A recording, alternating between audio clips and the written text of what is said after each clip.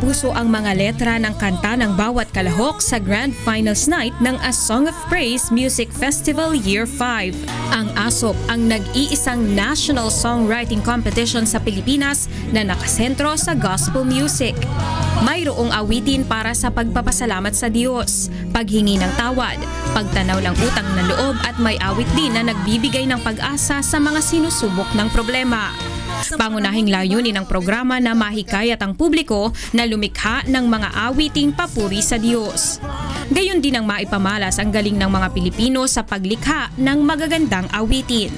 Ang orihinal na konseptong ito ni na Brother Eli Soriano at Kuya Daniel Rezon ang isa sa mga hinangaan ng mga hurado sa ASOP Year 5 kagabi.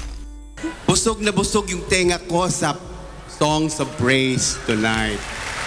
I have never heard so many songs of praise na sa isang gathering kundi dito lang sa Araneta Coliseum. Gaganda talaga, iba-iba yung estilo, genre musically. Although yung lyrics naman are all praises for the Lord. ASOP is the only songwriting contest that allows for critiques from the judges. So nag-i-improve yung mga kanta ng mga... Sa mga composer, yes, huwag kayong matakot na matalo.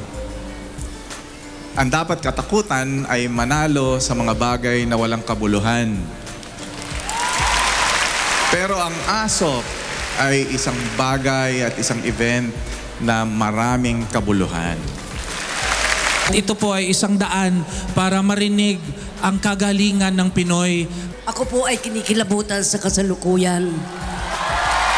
Sapagkat ang nararamdaman ko po rito ay pagmamahalan sa isa't isa.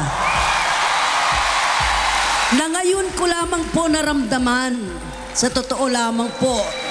Sabi ko nga sa inyo, hindi ako marunong mag-judge, maging judge ng mga ganito. Pero ang iniligay ko lang sa puso ko sa tulong ng mga katabi ko, ay ang sabi sa akin, ilagay lang sa puso kung sino yung naramdaman mong kumanta. Kung sino yung naramdaman mo sa puso mo, yun ang panalo. Ipinaliwanag naman ni Brother Eli Soriano ng Members Church of God International ang kahalagahan ng mga papuring awit sa Diyos. So as an art, music is older than the earth itself. Let us compose songs that is worth saying that it is an immortal song. Immortal in the sense that it will supersede the existence of our heaven now and our earth. A song that will be sung in the new heavens and in the new earth. Kaya gano'n na lang ang aming pagpapahalaga dito sa ASOP. Samantala sa pagtatapos ng Season 5, mas pinalawak naman na ASOP Music Festival Year 6 ang aabangan ng mga tumatangkilik sa ganitong uri ng musika. Ang ASOP po will be going on its 5th year and we will be taking ASOP to its next level. Ibig sabihin po, aangat tayo ng kaunting level and we will be going international. Mirasol Abogadil, UNTV News and Rescue, Quezon City.